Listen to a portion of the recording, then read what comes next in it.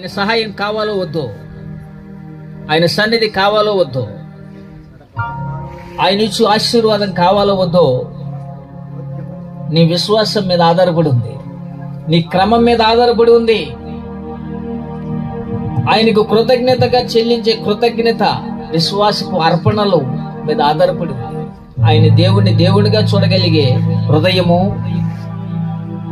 సమయము మందై ఉండాలి.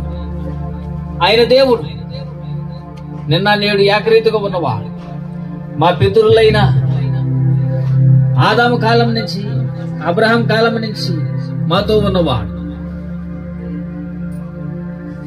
దేవుని పాదాల దగ్గర నేను ఉన్నాను. నేను నా కుటుంబం,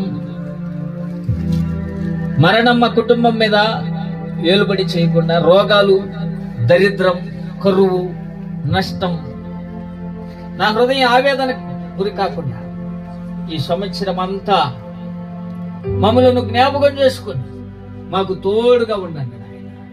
మా బిడ్డలు విద్యాబుద్ధులు కలిగిన వారు గాను, జ్ఞానవంతులు గాను, ఆరోగ్యవంతులు గాను, దీర్ఘాయుష్మంతులు గాను, దీర్ఘాయువు కలిగిన వారు గాను ఉండునట్లు సహాయం చేయనని ప్రార్థనా పూర్వకంగా దేవుణ్ణి అడుగుదాం.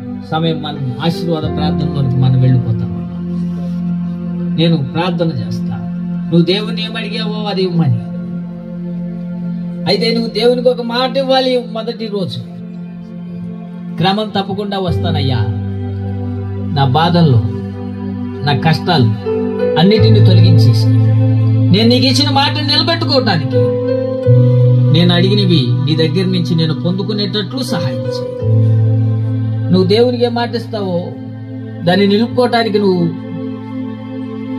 నిలుపుకోగలిగితే ఆయన నీకు ఇచ్చిన మాటను, వాగ్దాన పూర్వకంగా ఇచ్చిన మాటను, లేదా ఇప్పుడు నువ్వు అడిగిన ఆ మాటనే స్థిరపరిచి ఈ సంవత్సరంలో అది నెరవేర్చే మాటగానో ఆయన నీ పట్ల చేయాలంటే నీ దగ్గర నుంచి ఆయన దగ్గరికి ఎంత దూరం ఉందో ఆయన దగ్గర నుంచి నీ దగ్గర కూడా అంతే దూరం. కాబట్టి మాట ఇచ్చేటప్పుడే ఆలోచించు, ఇచ్చేసాక ఏం ఆలోచించడానికి లేదు, దాన్ని నెరవేర్చాల్సింది. అలా చేసి నువ్వు అడిగింది నువ్వు తీసుకో. మమ్ములను మిక్కిలిగా ప్రేమించుచున్న మా ప్రియ పరలోకపు తండ్రి, నీ ఘనమైన శ్రేష్టమైన నామమును బట్టి నిన్ను స్తుతిస్తున్నా. నీ మాటలు గొప్పవి, శ్రేష్టమైనవి, జీవము కలిగినవి. ఈరోజు ఆనాడు ఇశ్రాయేలుతో నిబంధన చేశావు, దాన్ని పాత నిబంధన అని అన్నారు. మరలా ఈ లోకంలోనికి మీరు వచ్చి ప్రజలతో నిబంధన చేశారు, దాన్ని కొత్త నిబంధన అని అన్నారు.